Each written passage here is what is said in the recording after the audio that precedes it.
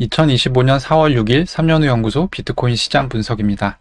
오늘은 트럼프 관세 정책 발표 이후 시장 진행 상황을 체크하고 다음 주 위험 자산들의 행보에 대해서 간략한 예상을 해보려고 합니다. 관세 정책 발표가 4월 2일이었고 이후 이틀 정도 미국 주식시장이 개장을 했습니다. 그 결과 S&P 500은 10.5%, 다우존스 9.3%, 나스닥은 11.4% 정도 각각 하락을 했습니다.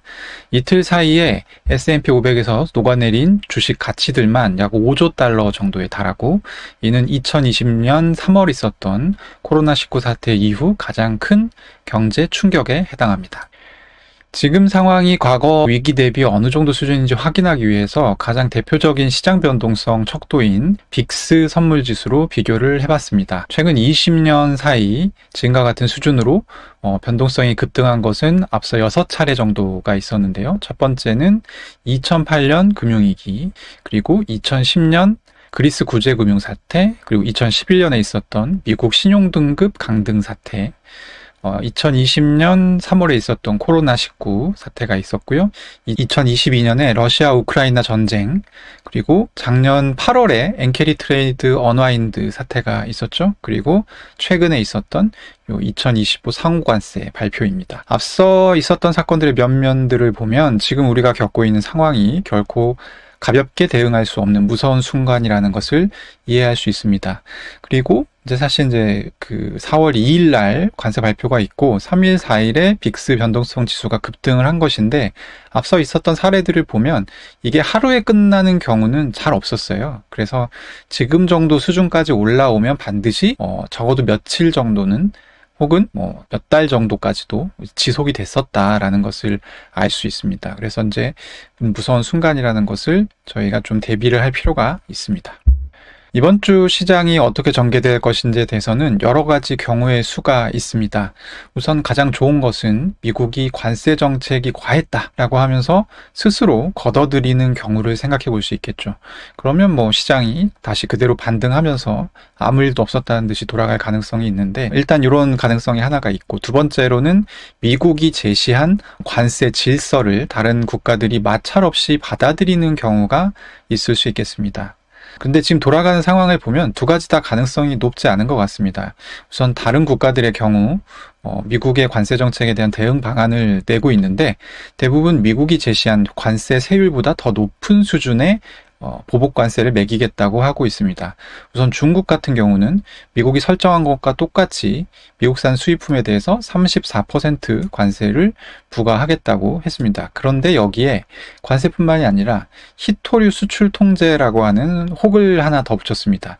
이 희토류는 사실 희토류 자체는 굉장히 흔합니다. 근데 희토류를 만들어서 산업에 쓸 수 있도록 정제하는 과정에서 상당히 많은 오염물질이 나오기 때문에 선진국들은 희토류 생산을 하고 있지 않아요, 현재.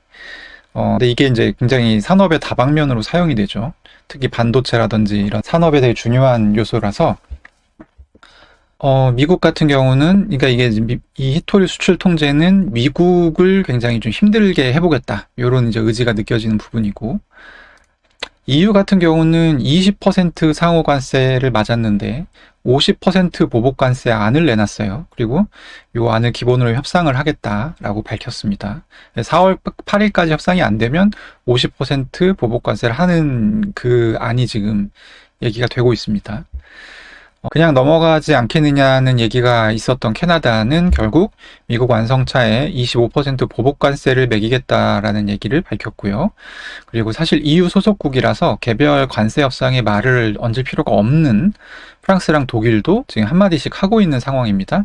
프랑스 같은 경우는 미국 기업에 투자하고 있는 부분들을 좀 전면 중단하는 게 맞지 않냐라는 얘기를 대통령이 했고, 독일 같은 경우는 뉴욕에 보관 중인 그 금괴 1200톤을 가서 좀 실어와야 되지 않냐, 이런 얘기가 나오고 있는 상황입니다. 여러 가지를 좀 종합해 보면 일단 미국이 정해놓은 상호관세 발효 시기인 4월 9일까지 이런 좀 불확실성이 좀 계속될 가능성이 높아 보입니다. 서로 국가들끼리 보복관세, 또 보복관세, 또 보복관세 하는 식으로 대응을 주고받으면서 점점 좀 이 수위가 높아진다고 하면 시장의 어떤 불안감은 지금보다 훨씬 더 고조될 가능성이 높겠죠. 미국이 제시한 관세를 스스로 접을 가능성 역시 높지 않아 보입니다. 트럼프 정부 재무장관인 스콧 베센트는 4월 4일 폭스뉴스 앵커 출신인 유튜버 터커 칼슨과 인터뷰를 했는데요. 이 인터뷰가 좀 흥미로운 얘기들이 많았습니다. 일단 첫 번째로는 시장이 이렇게 하락할 거 알고 있었다. 근데 너네 그거 알고 있냐? 미국 소득 상위 10%가 주식을 88% 소유하고 있다. 그리고 나머지 주식 12%는 소득 상위 40%가 소유하고 있다. 소득 기준으로 하위 50%는 주식은 안 갖고 있고 거의 대출과 빚만 가지고 있다. 그런데 이런 상황에서 작년 여름에 유럽 여행을 이제 여름 휴가를 유럽으로 떠나는 그런 사례들이 최대치를 기록을 했고 또 동시에 푸드뱅크라고 해서 이 먹을 게 없는 사람들한테 이제 공짜로 나눠주는 그 음식들이 있거든요. 근데 이 푸드뱅크를 이용하는 이용률도 최대치를 기록했다. 이게 무슨 얘기냐면 작년 같은 경우에 미국의 주식 가격이 급등하면서 돈을 많이 벌어가지고 해외여행, 특히 유럽으로 여행 가는 이 부자들의 행렬이 최대였는데 동시에 굉장히 양극화가 심해져서 먹을 게 없어서 푸드뱅크를 이용하는 사람들도 최대였다는 거예요. 그러니까 이게 미국 사회가 지금 굉장히 양극화가 심하다. 그리고 스콧 베센트가 또 무슨 얘기를 했냐면 이 푸드뱅크를 이용하는 사람들이 집이 없거나 수입이 없는 사람들이 아니다. 그러니까 지금까지는 이 푸드뱅크 사용자들은 굉장히 한국으로 치면은 기초생활수급자 이런 사람들이 많았거든요. 그래서 푸드뱅크를 이용한다는 것 자체가 약간 그 사람한테는 좀 치욕적인 이런 케이스들이 많았어요. 근데 작년 같은 경우는 그런 사람들이 푸드뱅크를 이용하는 게 아니라는 거예요. 멀쩡한 직장을 가지고 있는 사람들이 마트에 가서 뭔가 식료품을 사는데 돈이 모자라서 푸드뱅크를 가서 또 음식을 받아오는 이런 케이스들이 늘어나고 있다는 것이죠. 그래서 스콧 베센트는 묻습니다. 이게 과연 우리가 생각하는 위대한 미국, 위대한 아메리카가 맞냐? 이거 아니지 않냐? 그러면서 시스템을 바꿔야 되고 이번 관세 정책 같은 경우는 그 시스템을 바꾸는 아주 야심찬 기획 중에 하나다. 이런 식으로 인터뷰를 얘기를 했어요. 인터뷰가 거의 1시간 반인데 굉장히 자신감 있는 어투로 얘기를 했었고 제가 생각했을 때는 어쨌든 스콧 베센트가 이 관세 정책에 굉장히 많이 개입이 되어 있는 사람이고 트럼프 정부의 핵심 관료인데 이렇게 얘기를 한다는 것은 사실 트럼프 행정부 안에서는 관세를 스스로 접을 가능성이 거의 없다는 것으로 해석을 해야 될 것 같습니다. 주식시장 어차피 부셔질 거 우리 알았고 몰라 나는 내 할 일 할 거야. 지금 이런 분위기가 있는 것 같습니다. 네, 우리가 또 하나 생각해 볼 수 있는 가능성은 연준입니다. 연준이 상황을 해결해 줄 수 있죠. 금리 인하를 한다든지 뭐 이런 부분들이 있으면 자산 가격이 과도하게 폭락하는 것을 좀 막을 수 있는데 이 부분은 사실 4월 4일 제롬 파월 연준 의장이 공개 연설을 한 자리에서 어느 정도 이제 정리가 된 상황인 것 같습니다.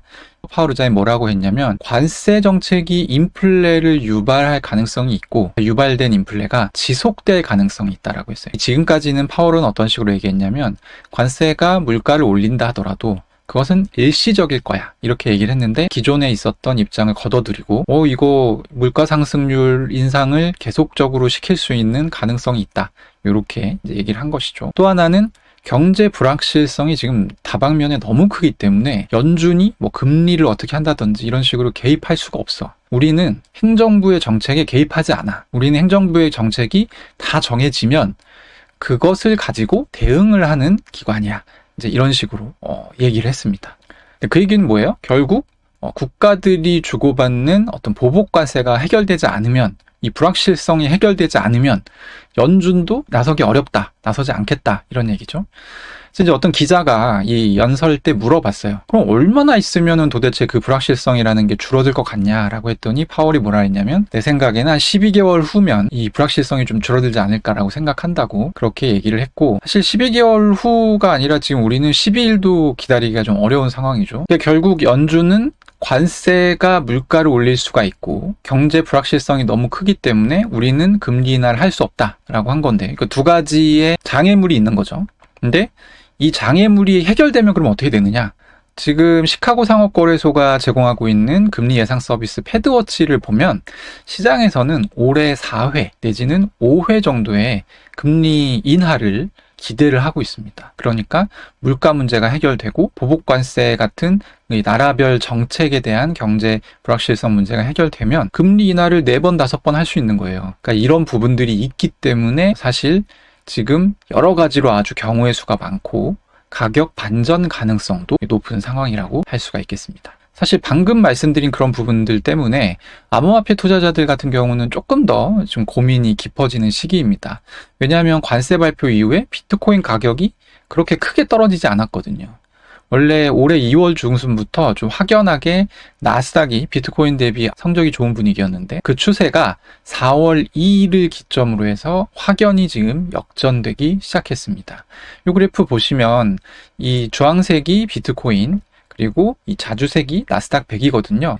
2월 중순부터는 비트코인이 더 좀 밑으로 처지는 그런 느낌이 있죠. 근데 4월 2일을 기점으로 나스닥이 밑으로 확 꺾였습니다. 그래서 2025년 초 대비해서 지금 가격과 지수를 좀 살펴보면 비트코인은 11% 정도 빠졌어요. 근데 나스닥 100은 17% 정도 지금 빠져있는 그런 상황입니다.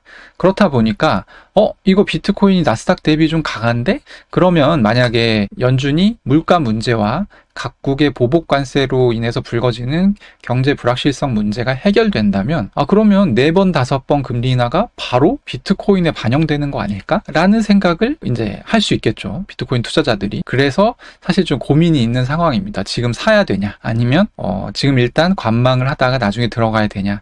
이런 지금 고민들을 좀 하고 있는 것으로 보이고요. 그러면 이제 왜 비트코인은 이렇게 관세 폭탄을 맞았는데도 별로 가격이 떨어지지 않냐. 이것은 제가 생각할 때는 비트코인이라는 것은 약간 이 펀더멘탈이 굉장히 제한되어 있거든요. 가령 기업 같은 경우는 관세를 맞게 되면 매출 대비해서 관세가 매겨지기 때문에 바로 이익이 줄어드는 효과가 생기는데 비트코인은 뭐 그런 게 아니잖아요. 이자를 주는 에셋도 아니고. 그러다 보니까 미국발 관세 인상에 큰 영향을 받지 않는 거죠. 그냥 유동성이 감소하면 그만큼 가격이 떨어지는 정도? 이런 자산이라는 점이 크게 반영이 된 것 같고요. 과거 비트코인 가격 움직임에 비춰보면 이런 상황에서 만약에 시장에 반등 재료가 던져질 경우에는 가장 먼저 비트코인이 반응할 가능성이 저는 있다고 생각합니다. 그리고 여기서 반등 재료라 함은 아까 얘기했듯이 각 국가들의 보복 관세 관련 움직임, 그리고 트럼프가 제시한 관세 질서를 어떤 국가가 선제적으로 좀 받아들이면 그때도 분위기가 좀 달라질 수 있습니다. 가령 최근에는 베트남이 트럼프가 원하는 걸 다 들어줄 테니까 우리 관세 0%로 해줘, 이런 식으로 지금 얘기를 하고 있거든요. 이런 정치적 움직임이 어떻게 진행되는지, 그리고 어떤 결과를 낳는지, 이런 부분들이 굉장히 중요해 보입니다. 사실 이제 이런 제가 말씀드렸던 반등 재료의 어떤 움직임과 이 모든 것들을 축약한 지표가 저는 이제 빅스 선물이라고 생각을 하는데요. 이 빅스는 사실 이제 순간의 변동성을 나타내는 지수인데 그거는 이제 빅스고, 빅스 선물은 선물이라는 특성 때문에 약간 미래에 벌어질 사건들이 반영이 되는 속성이 있습니다. 과거 사례들을 좀 구체적으로 살펴보면 아까 빅스가 지금 수준으로 올라갔던 과거 사건들을 제가 쭉 나열해서 보여드렸는데 전일 대비 3, 4영업일 정도 연속으로 빅스 선물이 하락을 하게 되면 해당 구간의 경제 위기가 어느 정도 마무리가 되는 경우가 많았습니다. 그래서 빅스 선물이 계속 전일 대비 한 4일 정도 하락을 하는지를 한번 지켜보시고 그런 부분들을 투자에 조금 감안을 해보시면 어떨까 하는 생각이 듭니다. 오늘의 분석은 여기까지입니다. 3년후 연구소 구독과 좋아요 그리고 많은 관심 부탁드립니다. 감사합니다.